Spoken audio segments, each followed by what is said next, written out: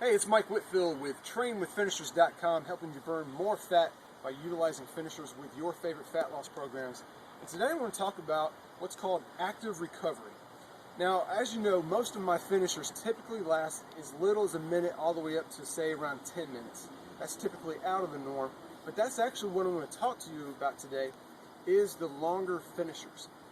Now, what you need to do is, let's say, for instance, you start off with dumbbell swings, then you go into burpees, and then you go into the swing lunge.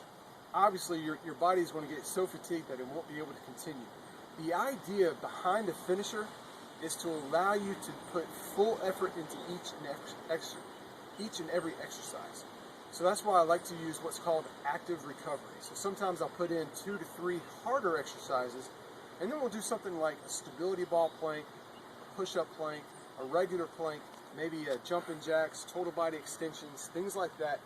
Things that are still going to work your heart and get your heart pumping, but it's not quite as difficult as the other exercises. So let's say for instance, you start off with the swing lunge, okay? So your finisher starts with the swing lunge. You do a forward lunge and immediately back into a reverse lunge. And let's say you do 15 on each leg on those, okay? Then you go into, of course, I'm out here in the parking lot, I don't have it with me, but let's say you go into a kettlebell or a dumbbell swing. You do 15 to 20, maybe 30 of those. And then, of course, you go into, say, the Spider-Man push-up, which obviously, that's going to get your heart pumping as well. After that third movement, if it's a long finisher, let's say it's going to last anywhere between 8 to 10 minutes, after that third exercise, don't be afraid to plug in what's called active recovery. You can plug in, let's say a push-up plank. So after the Spider-Man push-up, you just go into a regular push-up plank.